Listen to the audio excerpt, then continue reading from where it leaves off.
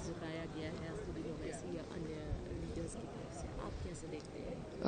आज committee report ले हुई है और जो जानकारी हमें कमेटी के माध्यम से मिली है तो जिस तरीके से सारी कार्रवाई कमेटी की हुई उसमें भी पार्शैलिटी की गई, उसमें इंडिपेंडेंट तरीके से सारे जो भी इनपुट्स थे उनको इंक्लूड नहीं किया गया। तो ये जो बिल है इसका हम विरोध करते हैं। It is unconstitutional and it is against the rights of minorities in this country.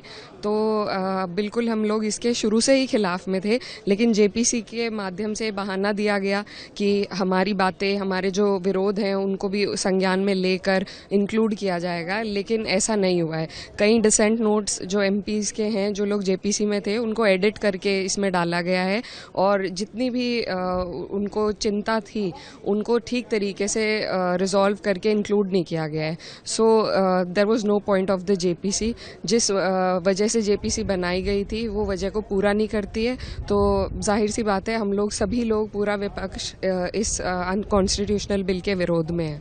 Asaduddin Owaisi उन्होंने ये लगातार पहले भी कहा कि ये मुस्लिमों के हकों का हनन करना है, आज भी ये कहा कि अनकॉन्स्टिट्यूशनल है और मुस्लिमों के अधिकारों को उनसे छीनने वाला ये है, आप भी मानते हैं? जी बिल्कुल, 100%। इसमें बहुत सी चीज़ें हैं जिस पर कई बार हम लोगों की भी डिस्कशन आपस में हो चुकी है और ये एक माइनॉरिटी बॉडी है।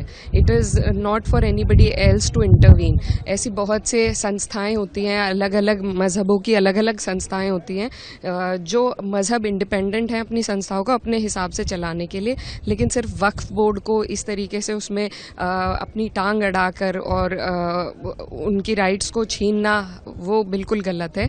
तो बहुत सी कमेटी होती हैं, गुरुद्वारे की कमेटी होती हैं, अलग अलग मंदिरों की कमेटी होती हैं, तो सब अपने मज़हब के हिसाब से चलती हैं, लेकिन सिर्फ वक्फ पे इस तरीके से हमला करना सरकार के द्वारा ये उचित नहीं है।